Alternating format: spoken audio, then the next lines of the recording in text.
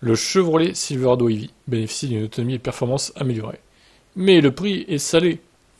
Ils avaient annoncé au départ 39 900 $ US, avec une autonomie de 400 miles. Et on en est bien loin, puisque c'est quasiment le double. Alors certes, ils ont amélioré l'autonomie, ils ont passé l'autonomie à 450 miles. Sauf que ça justifie pas 2 fois plus cher en fait. Pourquoi avoir annoncé un tel prix en fait, si de base ils pouvaient pas le tenir, le prix? Je trouve ça débile. C'est comme le Cybertruck, au final ils pourront pas le tenir le prix, c'était évident. Le Silverado EV4WT longue portée, disponible exclusivement pour les clients de flotte, arrivera cet été, suivi par le 3WT bas de gamme, peu de temps après. Le RST haut de gamme pour les consommateurs en général devrait suivre au début de l'automne, mais comme prévu, il est également assorti d'un prix élevé.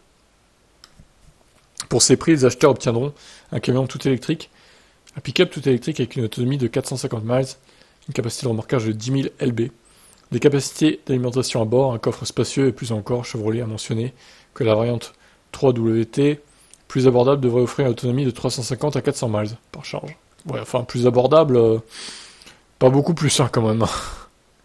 Le RST, qui ne sera disponible que plus tard cette année, offre une autonomie légèrement inférieure, à environ 400 miles par charge, mais son prix est beaucoup plus élevé et dû à des fonctionnalités telles que les directions en 4 roues, la suspension pneumatique adaptative, une prime intérieure équipée d'un écran 17 pouces et plus de 754 chevaux. Putain, 100 000 balles, oh là là. Bien que les chiffres d'autonomie semblent impressionnés, ils perdent de leur importance si on considère la batterie qui les alimente.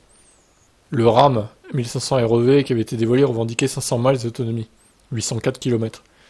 Alors, il y a 229 kWh de batterie dans ce RAM.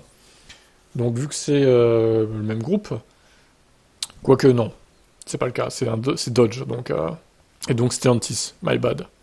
Bref, en tout cas, bon, vu qu'il a un peu moins d'autonomie, je pense qu'il a un peu moins de 200 kWh de batterie, mais on devrait être autour des 200 quand même, hein, a priori.